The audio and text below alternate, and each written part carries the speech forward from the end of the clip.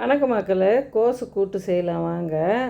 சிறுபருப்பு போட்டு தண்ணி கொதிச்சுது, சிறுபருப்பு போட்டுக்கோங்க. நல்லா வெந்து வரட்டும். மஞ்சத்தூள் போட்டுக்கோங்க. ஒரு ஸ்பூன் நெய் விடுங்க.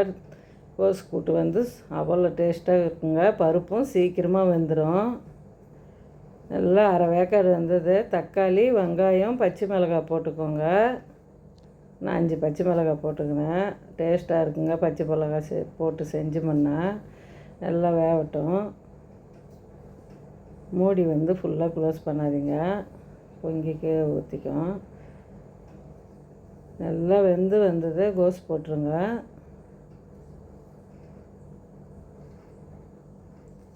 ஒரு கலரி தேவையான அளவு உப்பு போட்டுக்கோங்க. வெறும் மிளகாத்தூள் அரை டீஸ்பூன் போடுங்க.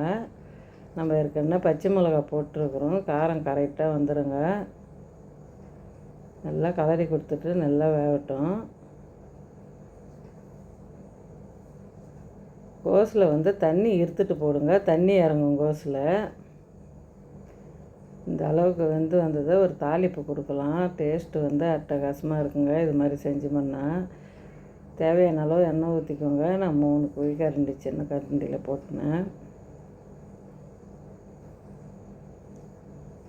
காஞ்ச மிளகாய், கடுகு, சீரகம், 10 பல்லு பூண்டு தட்டி போட்டு, கருவேப்பிலை போட்டு, கொஞ்சோண்டு பெருங்காயம் போட்டு தாளிப்பு ஒன்று கொடுத்து சாப்பிட்டு தான் பாருங்களேன். அவ்வளோ டேஸ்ட்டாக இருக்குங்க. சாப்பாட்டுக்கு எல்லாத்துக்குமே நல்லாயிருக்கும். இந்த வீடியோ பிடிச்சிருந்தால் லைக் பண்ணுங்கள், ஷேர் பண்ணுங்கள், கமெண்ட் பண்ணுங்கள், சப்ஸ்கிரைப் பண்ணுங்கள். ஒரு வாட்டி செஞ்சு பார்த்துட்டு கமெண்ட் பண்ணுங்கள்.